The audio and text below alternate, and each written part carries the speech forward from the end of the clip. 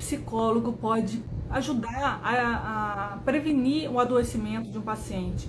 Como ele pode identificar um possível desenvolvimento da depressão? Hoje a gente vai conversar sobre esse tema, mas não é uma conversa, um bate-papo que não vai levar a nada, não. Ele vai ajudar você na prática, no seu consultório, a já ter uma mudança assim, prática mesmo no seu dia a dia, para que você possa realmente colocar em prática esse conteúdo. Lembrando que a depressão é o transtorno mental mais associado ao suicídio, é o que mais vai aparecer para o psicólogo clínico e ele tem que estar preparado. Lembrando também que a gente está na nossa semana de nosso workshop. Semana que vem começa o nosso intensivão do workshop Depressão 360, psicólogos com mais segurança e resultados nessa demanda na prática. Lembrando que é um evento que a gente faz de uma forma muito única, né? Quase como se fosse um curso, né? Um curso express, um intensivão sobre a prática clínica do psicólogo nessa demanda. Ali o psicólogo, ele vai poder aplicar os conhecimentos na sua prática, ele já vai sair dali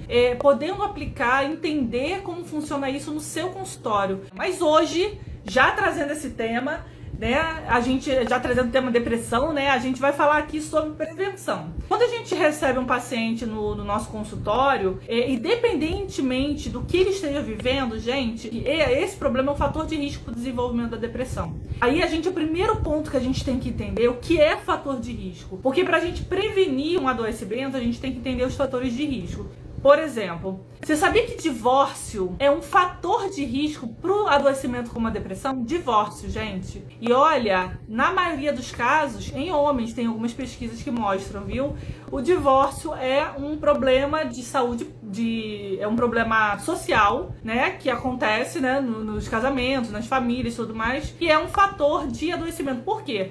Porque quando a gente perde uma pessoa, né, pro divórcio principalmente, né, pra morte também, porque o luto também é um fator de risco para depressão. Mas no caso do divórcio, né, tô dando um exemplo aqui, essa pessoa também vivencia um luto. E se ele não for vivenciado de uma forma saudável, e se essa pessoa também tiver um desenvolvimento pouco maduro das suas questões psíquicas, né, não tiver uma rede de apoio legal, ou seja, olha aí as questões fisiológicas, as questões psíquicas, as questões sociais, né, é multifatorial, né, então todas essas questões fazem com que uma pessoa possa adoecer. Imagina uma criança sofrendo bullying na escola.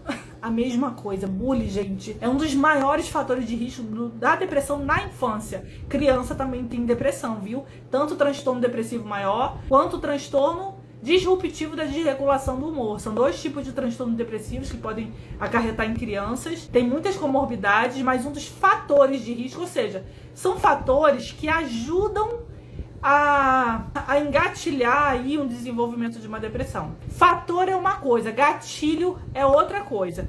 O gatilho leva a elevar algo que já está em desenvolvimento. Então, o gatilho ali, por exemplo, a pessoa, imagina, vou sempre trazer essa questão física, porque eu acho que é a que a gente tem mais costume de vivenciar e enxergar, que é mais prático, né, da gente enxergar. Faz de conta que a gente tá se alimentando mal, a nossa imunidade não tá boa, aí a gente vai, sei lá, num local que tá muito frio, sem agasalho. Aí a pessoa fala assim, você adoeceu porque você tava no frio com agasalho. Não, eu adoeci porque eu já estava me alimentando mal, porque eu já estava com uma imunidade baixa, e aí eu passei a noite inteira no lugar frio. Esse foi um gatilho, entende? Ele engatilhou algo que já estava em desenvolvimento, né? Já tinha um risco grave ali de acontecer, né? Um adoecimento, né? Uma gripe, alguma coisa, né? Então a gente fica mais suscetível, né? Então o gatilho é aquela pólvora assim que a gente joga pra vir tudo à tona, né? Então, gente, entendemos já o que é fator de risco, né? Fator de risco é qualquer situação, qualquer transtorno, qualquer doença, qualquer questão que possa ajudar no desenvolvimento. Aí eu vou dar um exemplo só pra gente comparar com o câncer, né? O que é um fator de risco para um adoecimento como o câncer? sedentarismo, alimentação ruim, familiares, né, que já tiveram câncer, então é um fator de risco para uma pessoa também ter o câncer. Não necessariamente uma pessoa que tem os fatores de risco vai desenvolver, mas é mais provável para uma pessoa que tem fator de risco do que para uma pessoa que não tem, né? Então isso é importante para a gente ficar, né, pensando. Então toda vez que a gente recebe uma demanda como bullying, uma demanda como negligência, uma demanda como separação, uma demanda como perda de emprego, desemprego, gente, é fator de risco, preconceito, né? Pessoa que vivencia um preconceito como racial ou preconceito de gênero, né? Ou seja, qualquer tipo de preconceito é um fator de risco para um adoecimento. Então, quando o nosso paciente chega no consultório e a gente já começa a identificar esses fatores de riscos, a gente já começa a se preocupar com essa questão relacionada à prevenção. É uma obrigação nossa, né, dentro das nossas funções, a prevenção.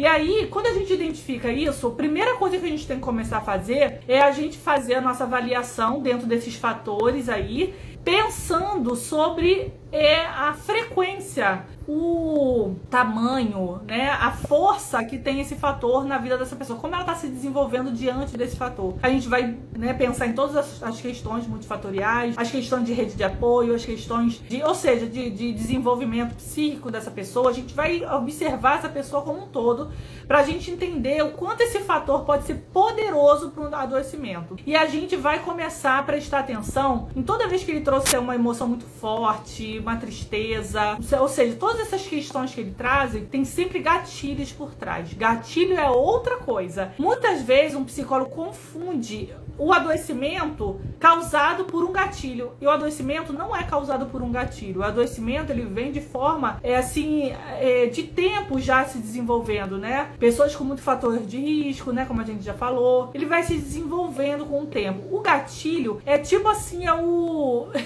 colocar o fogo ali na fogueira ali pra, né, colocar a madeira na fogueira pra... Né? Então, isso é o gatilho, né? A pessoa já tem todos os fatores, ela já está em desenvolvimento e por uma questão específica pode vir à tona todo o aparecimento desse adoecimento. Ele vai aparecer, digamos assim, né? O gatilho faz aparecer, faz mostrar o que já está sendo desenvolvido há muito tempo. Então, prestar atenção no tipo de relacionamento familiar que a pessoa tem, porque um dos maiores gatilhos que tem, né, dentro de um adoecimento são gatilhos de comunicação familiar, brigas ou seja, questões familiares é danado para ser gatilho para depressão, viu? Gatilho, né? Ou você já sabe a diferença, né? De adoecimento, fatores desse adoecimento e gatilhos para esse adoecimento, né? Então a gente vai sempre lembrar disso, porque isso vai fazer com que, se a gente entende esses três conceitos, a gente vai ter maior capacidade de identificar quando uma pessoa tem uma possibilidade grande de adoecer, pra gente prevenir, né? E como é que faz pra gente prevenir? A gente vai ter que ter ações e intervenções, que vocês vão aprender a partir de segunda-feira no nosso workshop. Todas as intervenções que a gente precisa aprender, tanto para tratar quanto para prevenir o adoecimento. Então, gente, recapitulando aqui, hoje a gente falou de 3 pontos importantes para que a gente entenda como atuar na prevenção, né? Primeiro, entender o que são fatores de riscos para que a gente já possa avaliar esses fatores.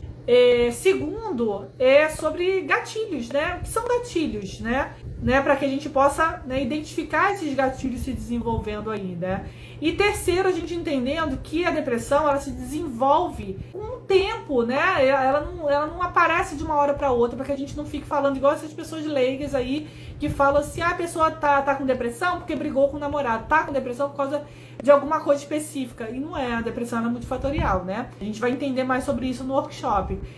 E o workshop, gente, ele é super prático também, tá? São aulas rápidas, práticas, para que você possa ter esse resumão, esse apanhadão. A gente fala intensivão mesmo, né? De todos esses temas e aplicar na sua prática, tá? A gente foi melhorando, né? No decorrer de todos esses workshops. Agora já será o nosso 13º workshop. Já tivemos 12 antes, né? Então, claro que ele tá cada vez mais dinâmico, cada vez mais focal na dúvida do psicólogo, né? E no que pode trazer resultados práticos para o psicólogo. Por isso que o nome dele é Mais Segurança e Resultados, né? Então, não esqueçam de se inscrever. Quem não se inscreveu, o link tá na bio. Então, ó, beijo, gente. Até amanhã, 5 horas, na nossa VIP Class, tá? Tchau, tchau, gente. Beijo.